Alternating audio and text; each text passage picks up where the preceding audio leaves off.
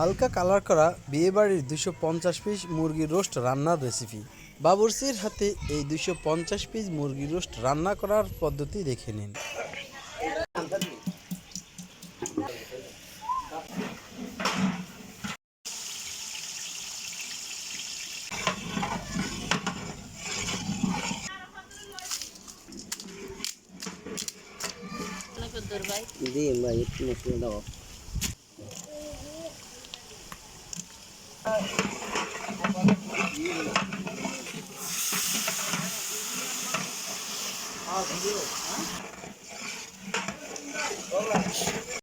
সরিষা বাটা, আদা বাটা, চীনাবাদাম, কাঠবাদাম, রসুন, সাদা গোলমরিচ, জৈত্রিক জায়ফল, নারকেল বাটা, দারচিনি, জিরার গুঁড়া।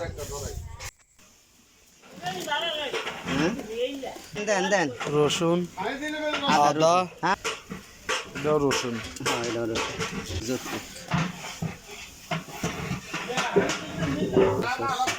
সরিষা বাটা,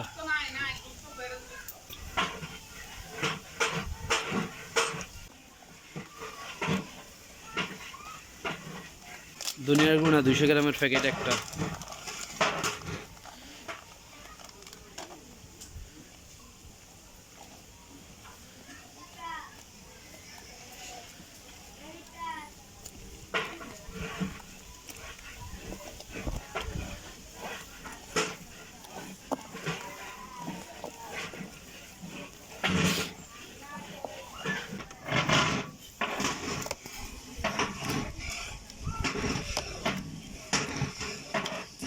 কষার আর মশলা ভাগ করলে তো লাল সঠিক তো আবার আলাদা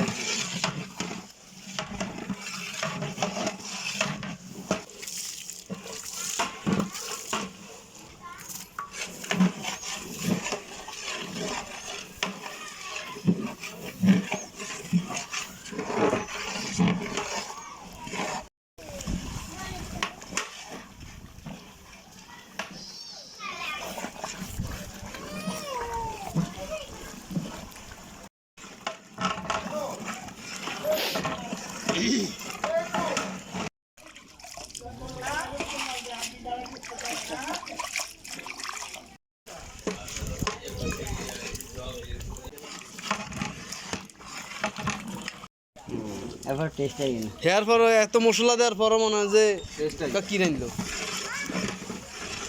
এটা আল্লাহর একটা নিয়ামত। আরে এটা হইলো আগে আগে এটা কথা কয় নাম নেই চারজন মারি দিবেন।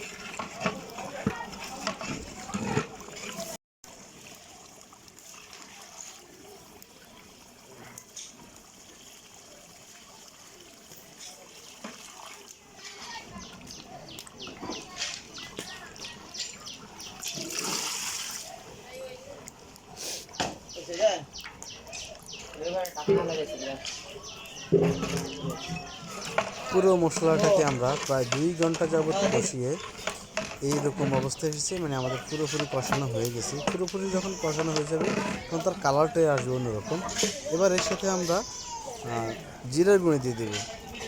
এখানে আমরা প্রায় 4 মুঠের মতো জিরার গুঁড়ো দিয়ে দিলাম। আর এখানে কিন্তু যে মশলাটা, সম্পূর্ণ মশলার কিছু অংশ আমরা রেখে দেব চিংড়ি মাছের জন্য। তো আর বাকি যে মশলাটা থাকবে সেটা আমরা এর সাথে আরও 250 পিস চিংড়ি মাছের জন্য রাখবো। আর বাকি যে 250 পিস মুরগির রোস্ট আছে, মুরগির পিস, সেই পিসের সাথে আমরা মশলাগুলো দিয়ে এগুলো হিট দেবো।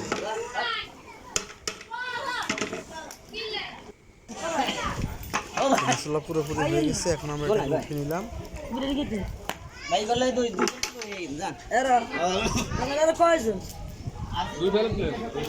এই এই গেম খাইরে রে দেখেন কালারটাই অন্যরকম, তো কি গেম ডাকনা দিবেন নি এই কালারটা আলাদা হবে, জিরে গুঁড়ো দিলে কালারটা অটোমেটিক চলে আসে। আর এই যে মুরগির পিসগুলা এগুলো আমরা এবার পাতিলে দেবো। এখানে আমরা প্রথমে 2 ভাগ করে নিয়েছি, মানে 250 পিস মুরগির মাংস, যে রোস্ট পিসগুলা প্রত্যেকটা মুরগি, মানে একটা মুরগি আমরা 4 পিস করে নিয়েছি প্রথমে। এই মুরগির পিসগুলা আমরা 2 ভাগ করছি, মানে 125 পিস করে 2 ভাগ করছি, কারণ এক পাতিলে যদি আমরা দেই তাহলে কিন্তু মুরগির পিসগুলো নষ্ট হয়ে যাবে, ভেঙে যাবে, মাংসগুলো খুলে যাওয়ার সম্ভাবনা আছে। এই জন্য আমরা 2 পাতিলে দেবো। পাতিলগুলো বড়, কিন্তু আমরা 2 ভাগ করে দেবো।